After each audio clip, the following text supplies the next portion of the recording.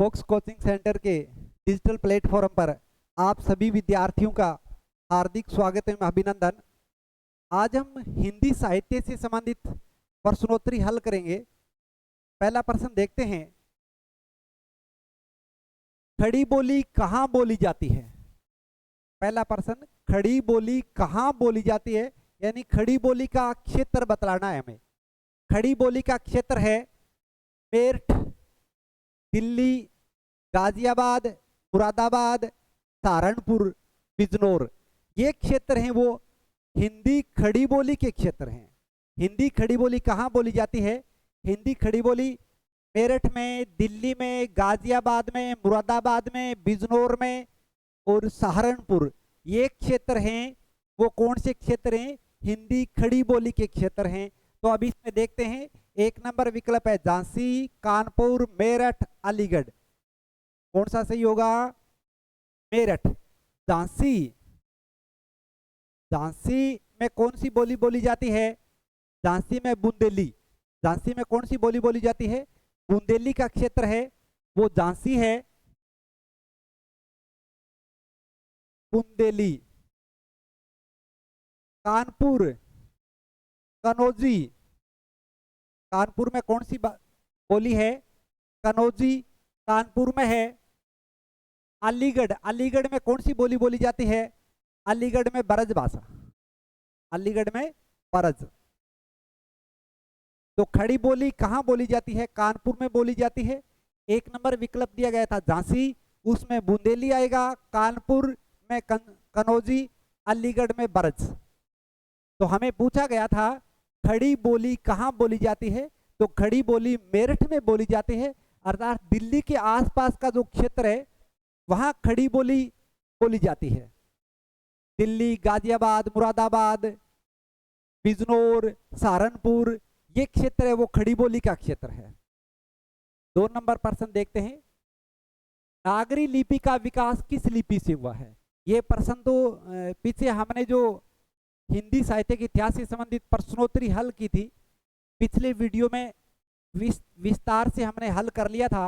नागरी लिपि का विकास किस लिपि से हुआ है? ब्राह्मी लिपि से हुआ है। नागरी लिपि का विकास कौन सी लिपि से हुआ है? ब्राह्मी लिपि से। अगला प्रश्न, गोस्वामी गोकुलनाथ द्वारा लिखित ग्रंथ का नाम है? गोस्वामी गोकुलनाथ द्वारा लिखित ज्ञान मंजरी, हितोपदेश, भुवन दीपिका, 84 वैष्णव की वार्ता। हाँ, गोस्वामी गोकुलनाथ द्वारा लिखित 84 वैष्णव की वार्ता, 252 वैष्णव की वार्ता, 84 वैष्णव की वार्ता और 252 वैष्णव की वार्ता किसकी है? स्वामी गोकुलनाथ की। कौन सा विकल्प सही होगा? 4 नंबर। अगला प्रश्न है, आलेखंड, आलाखंड का रचयिता कौन है?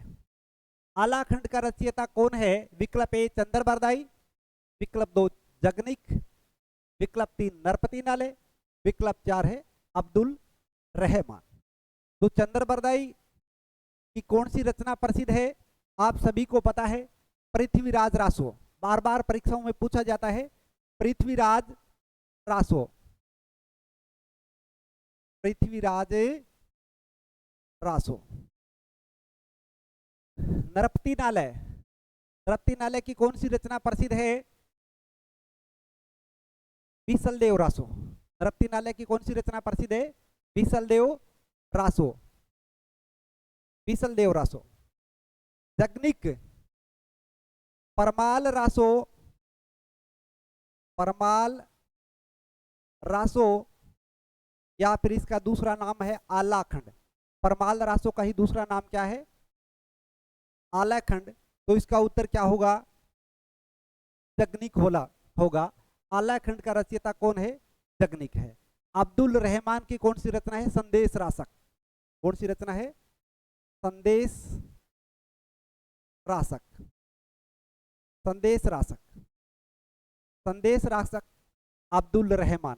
संदेश रासक अब्दुल रहमान। बीसलदेव रासो, नरपति नालय। बीसलदेव रासो, नरपति नालय और जगनिक, परमाल रासो या आलाखंड चंद्रबरदाई की रचना है पृथ्वीराज रासो। अब हमें बताना था आलय खंड का रचयिता कौन है, तो आलय खंड का रचयिता है जगनिक। आलय खंड का रचयिता कौन है? जगनिक। 2 नंबर उत्तर सही होगा। 3 नंबर, इनमें से कौन आलवार महिला संत है? वैष्णव संत है आलवार, 12 संत थे, इसमें से एक महिला संत थी, कौन सी? आंडाल। आंडाल आलवार महिला संत थी। कई बार परीक्षाओं में पूछा गया प्रश्न है। प्रभु जी तुम चंदन हम पानी, किसकी पंक्तियां हैं? बहुत ही प्रसिद्ध पंक्तियां हैं। प्रभु जी तुम चंदन हम पानी, ये पंक्तियां हैं संत रैदास की। मीराबाई के गुरु थे संत रैदास। प्रभु जी तुम चंदन हम पानी, किसकी रचना, किसकी पंक्तियां हैं? संत रैदास की। इनमें से कौन सा रीतिबद्ध नहीं है? देखो, रीतिबद्ध, रीतिबद्ध, रीति, रीति सिद्ध, रीति सिद्ध, रीतिबद्ध और रीति मुक्त। रीति काल के कवियों को 3 भागों में बांट करके पढ़ा जाता है। कौन कौन सा? रीति सिद्ध, रीतिबद्ध और रीति मुक्त। अब हमें यहाँ क्या बताना है? रीतिबद्ध नहीं है। यहाँ 4 कवि दे रखे हैं, 4 में से 3 कवि तो रीतिबद्ध कवि हैं, रीति में बंद करके जिन्होंने रचनाएं की थी। एक कवि है वो रीतिबद्ध नहीं है, या तो रीति सिद्ध है या फिर रीति मुक्त है। मतीराम रीतिबद्ध है, केशवदास रीतिबद्ध है, घनानंद रीति मुक्त है, चिंतामणि रीतिबद्ध है। अब हमें बतलाया रीतिबद्ध नहीं है, तो रीतिबद्ध कौन नहीं है? घनानंद नहीं है। घनानंद रीति मुक्त कवि थे। घनानंद कौन से कवि थे? रीति मुक्त। घनानंद, बोधा, ठाकुर और दविज देव। घनानंद, आलम, बोधा, ठाकुर और दविज देव ये रीति मुक्त कवि थे। कौन से कवि थे? रीति मुक्त। तो रीतिबद्ध कवि कौन से थे? केशवदास है, चिंतामणि है, मतीराम है, सेनापति है, देव है, पद्माकर है और भिखारी दास है। ये कौन से कवि थे? रीतिबद्ध कवि थे। रीतिबद्ध कवियों में है भिखारी दास, पद्माकर, देव, सेनापति, मतीराम, चिंतामणि, केशवदास।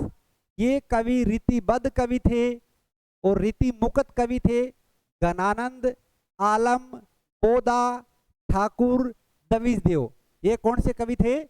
रीति मुक्त कवि थे। अगला है, कौन सा लेखक भारतेंदु मंडल का नहीं है? भारतेंदु मंडल का नहीं है। यहाँ 4 लेखक दे रखे हैं। 4 लेखकों में से एक लेखक ऐसा है जो भारतेंदु मंडल का नहीं है, 3 बाकी भारतेंदु मंडल के हैं।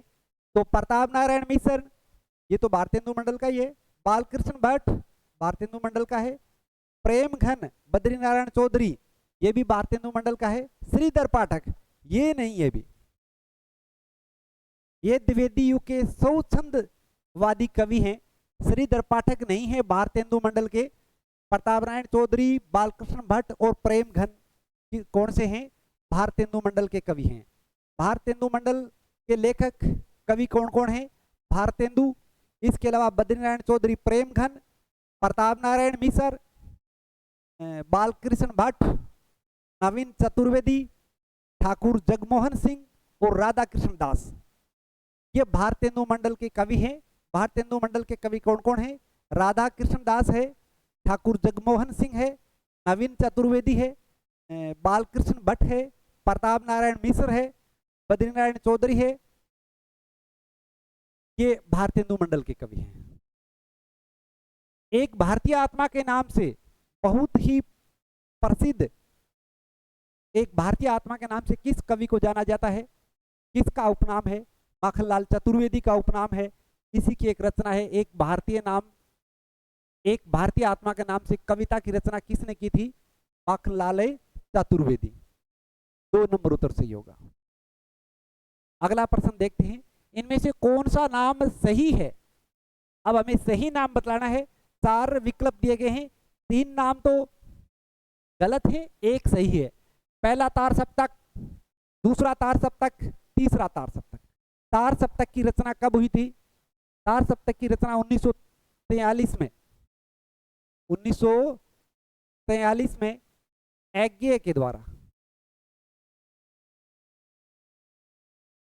1943 में ऐग्य के द्वारा, ऐग्य ने 7 कवियों की रचनाओं का संकलन किया था। वो क्या था? तार सप्तक था। तार सप्तक की रचना 1943 में कितने तार सप्तक हुए? 4 तार सप्तक हुए थे। कितने तार सप्तक हुए थे? 4। पहला 1943, दूसरा 51, तीसरा 59। पहला 1943, दूसरा 1951, तीसरा 1959 और चौथा तार सप्तक था 1979, 79। ये 4 तार सप्तक, ये तार सप्तक, इसे जाना जाता है दूसरा, इसे किस नाम से जाना जाता है? दूसरा सप्तक, दूसरा सप्तक, दूसरा सप्तक। अब यहां बीच में तार नाम नहीं है, पहले में नाम है तार सप्तक 1943, तारे सप्तक। दूसरे का नाम है दूसरा सप्तक, तीसरा सप्तक, चौथा सप्तक, चौथा सप्तक। ये सही नाम है। अब इसने यहां क्या दे दिया? पहला तार सप्तक। नहीं, पहला तार सप्तक नहीं, सीधा ही सप्तक नाम है। ये है तार सप्तक पहला। तो दूसरा सप्तक, दूसरा तार सप्तक, यहां तार दे दिया, यहां भी तार दे दिया, तो ये तो नहीं है भाई। तो कौन सा नाम सही है? तार सप्तक नाम सही है। इसके बाद दूसरा सप्तक, तीसरा सप्तक और चौथा सप्तक। कई बार परीक्षाओं में इसका समय पूछ लिया जाता है, पहले सप्तक, दूसरे सप्तक, तीसरे सप्तक और चौथे सप्तक का, फिर या फिर क्रम पूछ लिया जाता है। तो पहला सप्तक 1943, दूसरा 51, तीसरा सप्तक 1959, चौथा सप्तक 1979। अगला प्रश्न है, परपद्यवाद किसका पर्याय है? अब यहां 4 विकल्प हैं। परपद्यवाद किसका पर्याय है? आप सभी को पता ही है। परपद्यवाद नकेनवाद का पर्याय है। किसका पर्याय है? नकेनवाद। 3 नंबर विकल्प सही होगा। नकेनवाद के प्रवर्तक हैं नलिन विमोचन शर्मा। नकेनवाद के प्रवर्तक कौन है? नलिन विमोचन शर्मा है। नलिन विमोचन शर्मा। इसमें कितने कवि हैं? 3 कवि हैं। नकेनवाद नाम से ही स्पष्ट हो रहा है। नकेनवाद की स्थापना 1956 में हुई। इसकी स्थापना कब हुई थी? 1956 में। इसमें कितने कवि हैं? 3 कवि हैं, नलिन विमोचन शर्मा, केसरी कुमार और नरेश। नए नलिन विमोचन शर्मा, क्यों केसरी कुमार, कैसे केसरी कुमार और नए से नरेश। परपद्यवाद ये जो नए है, नलिन विमोचन शर्मा, कैसे केसरी कुमार, नए से नरेश। 1956 में स्थापना हुई थी नकेनवाद की। इसके प्रवर्तक नलिन विमोचन शर्मा। इसमें 3 कवि हैं, नलिन विमोचन शर्मा, केसरी कुमार और नरेश। ऐग्य की कौन सी रचना यात्रा पर आधारित है? यात्रा वृतांत कौन सा है ऐग्य का? ऐग्य का यात्रा वृतांत है, यहाँ 4 इनकी रचनाएं दी गई हैं। एक बूंद सहसा उछली, आत्मनेपद, बावरा अहरी और जयदोल। इनमें इनका यात्रा वृतांत एक तो है अरे यायावर रहेगा याद। अरे यायावर रहेगा याद, अरे यायावर रहेगा याद, अरे यायावर रहेगा याद। ये तो यहां दे ही नहीं रखा है। 1953। एक तो यात्रा वृतांत ये है ऐग्य का। दूसरा है एक बूंद सहसा उछली। दूसरा कौन सा है? एक बूंद सहसा उछली। ये इनका यात्रा वृतांत है 1960। इसका समय है 1960। एक बूंद सहसा उछली। आत्मनेपद क्या है? आत्मनेपद आलोचना है। आत्मनेपद क्या है? आलोचना, और इसका समय 1960 है। आत्मनेपद का समय भी क्या है? 1960। आत्मनेपद क्या है? आलोचना है। बावरा अहेरी क्या है? इनका काव्य संग्रह है। क्या इनका? काव्य संग्रह, काव्य संग्रह है, और इनका समय है 1954। बावरा अहेरी का समय क्या है? 1954 है, और ये एक काव्य संग्रह है। जयदोल, जयदोल एक कहानी संग्रह है। जयदोल क्या है? कहानी संग्रह। जयदोल क्या है? इनका एक कहानी संग्रह है यज्ञ का। इनका समय है जयदेव का 1951। जयदेव का समय क्या है? 1951 है। तो यज्ञ की कौन सी रचना यात्रा पर आधारित है? एक बूंद सहसा उछली, जिसका समय 1960। इसके अलावा इनका यात्रा वृत्तांत है अरे यावर रहेगा याद, 1953। तो आत्मनेपद क्या है? इसकी आलोचना 1960। बावरा अहेरी इनका काव्य संग्रह है 1954, और जयदेव एक कहानी संग्रह है, इनका समय 1951। अगला प्रश्न आपके सामने स्क्रीन पे है। कौन सी रचना शमशेर बहादुर सिंह की है? कौन सी रचना शमशेर बहादुर सिंह की है? पहली रचना है पीली छतरी वाली लड़की। तो पीली छतरी वाली लड़की है उदय प्रकाश की। किसकी है? उदय प्रकाश। उदय प्रकाश। अब बच गई 3। पीली रात, पीली आंधी। तो पीली आंधी है परबा खेतान की। पीली आंधी किसकी है? परबा खेतान। पीली आंधी किसकी है? परबा खेतान की है। और पीली रात है शमशेर बहादुर सिंह की। किसकी है? शमशेर बहादुर। तो कितने नंबर ऑप्शन सही होगा? 2 नंबर। कौन सी रचना शमशेर बहादुर सिंह की है? पीली रात शमशेर बहादुर सिंह की है। और एक पीली शाम, एक पीली शाम भी शमशेर बहादुर सिंह की है। एक पीली शाम शमशेर बहादुर सिंह की है। पीली रात शमशेर बहादुर सिंह की है। पीली छतरी वाली लड़की उदय प्रकाश की है। पीली आंधी परबा खेतान की है। 2 नंबर विकल्प सही होगा। अगला प्रश्न बहुत ही अच्छा प्रश्न दिया गया है। कटराबी आरजू किसकी रचना है? कटराबी आरजू किसकी रचना है? असगर वजाहत, गुलशेर खां सानी, राही मासूम रजा, अब्दुल बिस्मिल्ला। तो राही मासूम रजा। कटराबी आरजू किसकी रचना है? राही मासूम रजा की रचना है।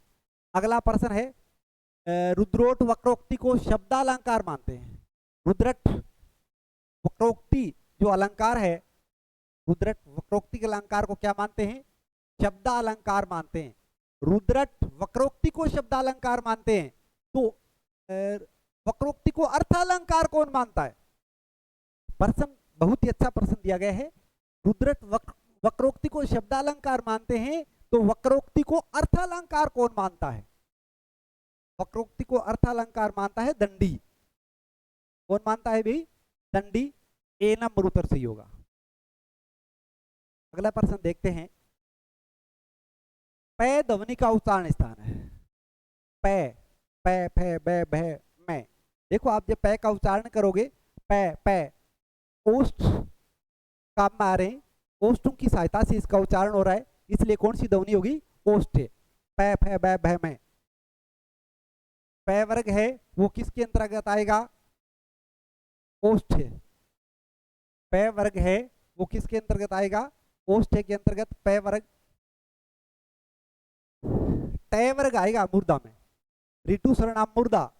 तय वर्ग रे, री, शय, इनका उच्चारण स्थान क्या है? मुर्दा है। कै वर्ग, कै वर्ग का उच्चारण स्थान क्या है? कंठ है। लरी और तय वर्ग, तय थे दे देने, कौन सा है? दंत। तो हमें क्या पूछा गया था? पै ध्वनि का उच्चारण स्थान क्या है? ओष्ठ है। पै का क्या है? ओष्ठ। निम्नलिखित रचनाओं का सही अनुक्रम है। रचनाओं का क्या पूछा गया? हमें सही अनुक्रम पूछा गया है। रचनाएं दी गई हैं।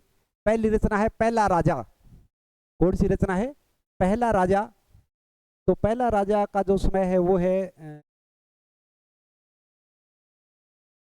1969।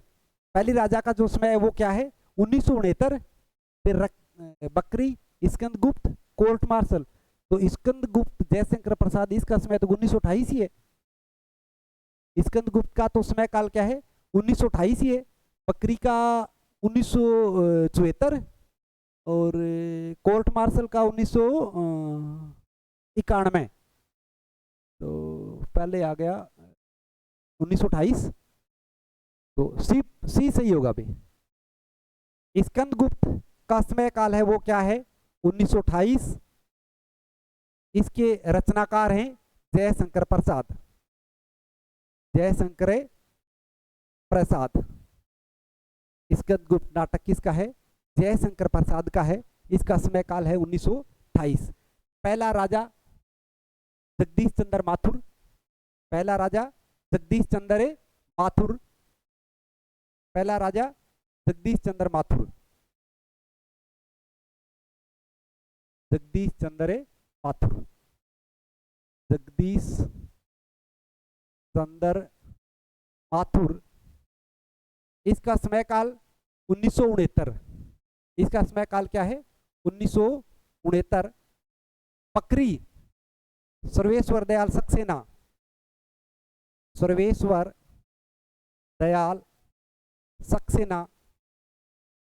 इसका समय काल है 1974 1974। बकरी किसकी रचना है सर्वेश्वर दयाल सक्सेना की रचना है। इसका समय काल है 1974। कोर्ट मार्शल कौन सी रचना है कोर्ट मार्शल। कोर्ट मार्शल स्वदेश दीपक की रचना है। किसकी है स्वदेश दीपक। इसका समय काल है 1991। इसका समय काल क्या है 1991 है। स्वदेश दीपक 1991 जिसके रचनाकार हैं कोर्ट मार्शल। जिसके रचनाकार हैं स्वदेश दीपक जिसका समय काल 1991। बकरी सुरेश्वर दयाल सक्सेना 1974। पहला राजा जगदीश चंद्र माथुर 1969। स्कंदगुप्त जयशंकर प्रसाद 1928। तो हमें रचनाओं का सही अनुक्रम बताना था। 28 स्कंदगुप्त, पहला राजा 69, बकरी 74, कोर्ट मार्शल 1991। निम्नलिखित पत्रिकाओं के प्रकाशन का सही अनुक्रम क्या है। पत्रिकाओं का प्रकाशन वर्ष के अनुसार बताना है। हंस, आलोचना, रविवार, सरस्वती। अब इसमें हंस, आलोचना, रविवार, सरस्वती कौन सी रचना पहले आएगी। कौन सा जो पत्रिका है उसका प्रकाशन सर्वप्रथम हुआ था। कौन सी रचना का प्रकाशन है सर्वप्रथम हुआ था। तो यहाँ तो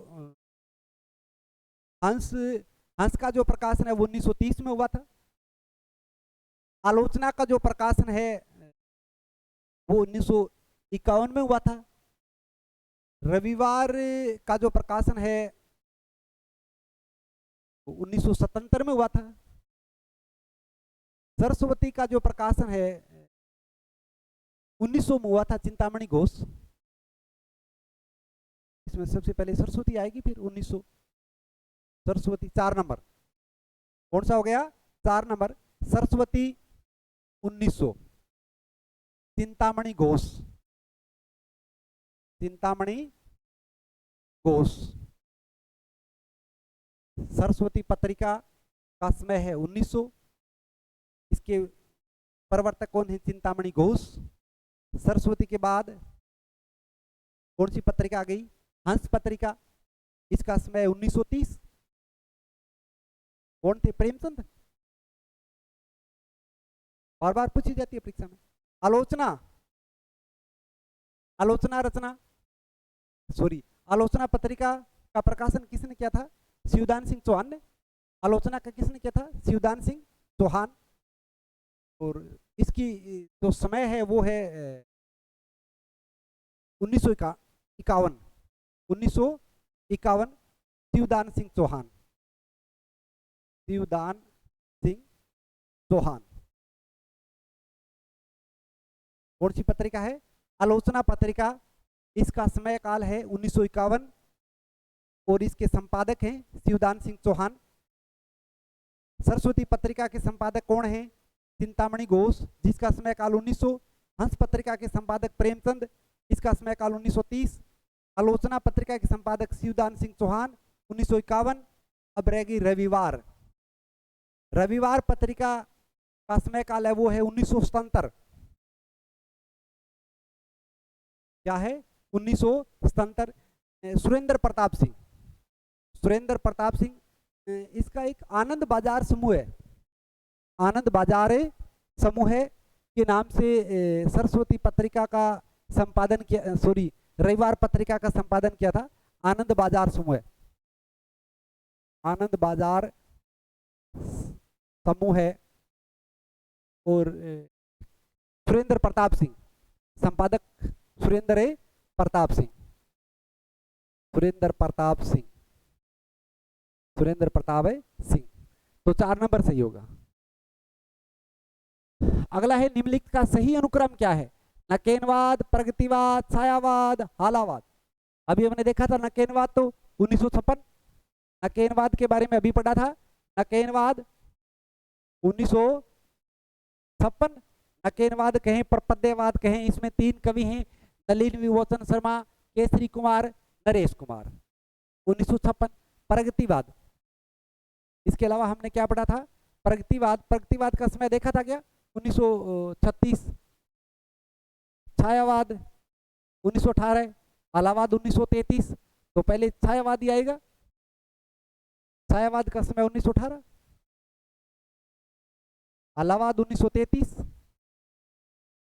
प्रगतिवाद, नकेनवाद 1956। सी नंबर विकल्प सही होगा। निम्नलिखित का सही अनुक्रम क्या है? तो सही अनुक्रम क्या है? छायावाद 1918। छायावाद क्या हो गया? 1918। छायावाद का समय काल क्या है? 1918 है। हालावाद का समय 1933 है। छायावाद का समय 1918, हालावाद का 1933, प्रयोगवाद का 1936, नकेनवाद का 1956। ये आपके हिंदी साहित्य से संबंधित प्रश्न थे, बहुत ही महत्वपूर्ण हिंदी साहित्य के इतिहास से संबंधित प्रश्नों की श्रृंखला थी। ये प्रश्न पीछे की परीक्षाओं में पूछे गए हैं। मुझे पूर्ण विश्वास है कि इन प्रश्नों में से आगे की जो आप परीक्षाएं आप दोगे, सेकंड ग्रेड, फर्स्ट ग्रेड, उनमें रिवीजन जरूर होंगे। ये प्रश्न थोड़ा ढंग से इन प्रश्नों को तैयार करें। 1 या 2 बार वीडियो को देखें, वीडियो को शेयर करें और चैनल को सब्सक्राइब करें। धन्यवाद।